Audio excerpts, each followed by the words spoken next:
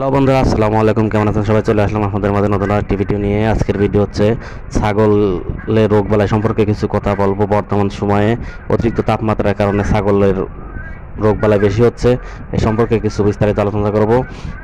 আমার ভিডিওটি যদি ভালো লাগে তাহলে অবশ্যই আমার আইডিটি ফলো দিবেন, এবং যারা ইউটিউব চ্যানেল থেকে আমার এই ভিডিওটি দেখবেন তারা অবশ্যই আমার চ্যানেলটি সাবস্ক্রাইব করবেন এবং সবাই লাইক কমেন্ট শেয়ার করবেন। চলুন ভিডিওটি শুরু করা যাক। আজকে আমি ছাগলের রোগবালাই সম্পর্কে আপনাদের কিছু ধারণা দেব। বর্তমান সময়ে আবহাওয়া খুবই উত্তপ্ত, খুবই গরম আবহাওয়া। এই গরম আবহাওয়ার কারণে ছাগল কিন্তু অসুস্থ হচ্ছে বেশি, কারণ ছাগলের গরম সহ্য হয় না। ছাগলের মূল সমস্যা হচ্ছে অতিরিক্ত গরমের কারণে ছাগলের ঠান্ডা লাগে, আর এই ঠান্ডার থেকে নিউমোনিয়া হয়ে যায়, বিভিন্ন রোগ হয়, ঠান্ডা থেকে পিপিআরও হয়ে যায়।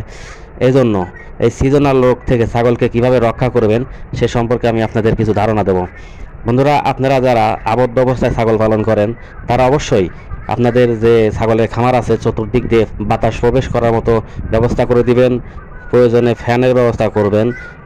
আর যদি যত দূর সম্ভব পারেন তাহলে ছাগল অবশ্যই একটু বাইরে বাইর করার চেষ্টা করবেন, কারণ খামারের মধ্যে অল টাইম ছাগল রাখলে এই গরমে অতিরিক্ত গরমের কারণে ছাগলের কিন্তু ঠান্ডা লাগবে, আর ঠান্ডা লাগলেই কিন্তু ছাগলের নিউমোনিয়া হয়ে যায়, তখন কিন্তু ছাগলের বাঁচানো সম্ভব হয় না। এই জন্য অবশ্যই সতর্ক থাকবেন সবাই এই দিক দিয়ে।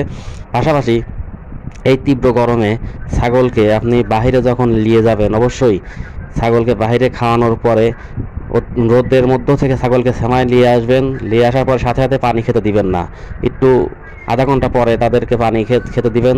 তার কারণ ছাগল যখন রোদি থেকে আসে, অতিরিক্ত রোদি থেকে যখন ছাগল ছায়ার মধ্যে আসে তখন সাথে সাথে পানি খেলে ছাগলের কিন্তু ঠান্ডা লাগে এবং ছাগল স্ট্রোক করার সম্ভাবনা থাকে।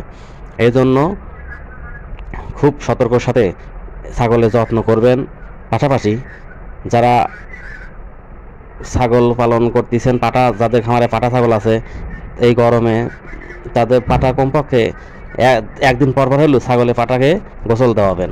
গোসল করা দিলে তাহলে ওই পাটা কোনোভাবেই তাদের গায়ে গরম কম লাগবে, ঠান্ডা লাগবে না। এবং ছাগলের পিপিআর হলে ছাগলের কীভাবে চিকিৎসা নিতে হবে, পিপিআরের ভ্যাকসিন কোথা থেকে সংগ্রহ করতে হয় সে সম্পর্কেও আমি কিছু বলবো আপনাদের। দেখুন, ছাগলের মেইন তিনটা রোগ হচ্ছে পিপিআর, নিউমোনিয়া আর হচ্ছে খুরা রোগ।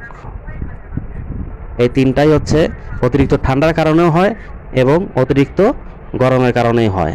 এই জন্য আপনারা এই সময় যদি দেখেন যে আপনাদের ছাগলের একসাথে ঠান্ডা নাক দিয়ে পানি পড়ছে, পাতলা পায়খানা হয়েছে, পাশাপাশি গায়ে জ্বর আছে, তাহলে বুঝতে হবে আপনার ছাগলের নিউমোনিয়া এবং পিপিআর এই দুটা হয়ে গেছে। তখন আপনারা আপনাদের উপজেলা পানি সম্পদ অধিদপ্তরে যাবেন, যা ওখানকে যে পশু চিকিৎসক আছে ওদের কাছ থেকে পরামর্শ নেবেন। নেওয়ার পরে ওনারা আপনার ছাগলকে দেখবে এবং ভ্যাকসিন দিয়ে যাবে, কারণ পিপিআরের ভ্যাকসিন বাইরে পাওয়া যায় না। এই সরকারি ওষুধ এগুলো শুধুমাত্র পশু হাসপাতালে পাওয়া যায়। এজন্য ওখান থেকে এই ভ্যাকসিনগুলো সংগ্রহ করবেন এবং ওনাদের বলবেন, ওনারাই আপনার ছাগলকে এসে ভ্যাকসিন দিয়ে যাবে। তো বন্ধুরা, আপনারা খামারে ছাগল পালন করে লাভ করার জন্য ছাগলকে পালন করছেন, অবশ্যই আপনারা এইসব বিষয়ে খেয়াল রেখে ছাগল পালন করবেন। তো বন্ধুরা, ভালো থাকবেন, সুস্থ থাকবেন। আসসালামু আলাইকুম।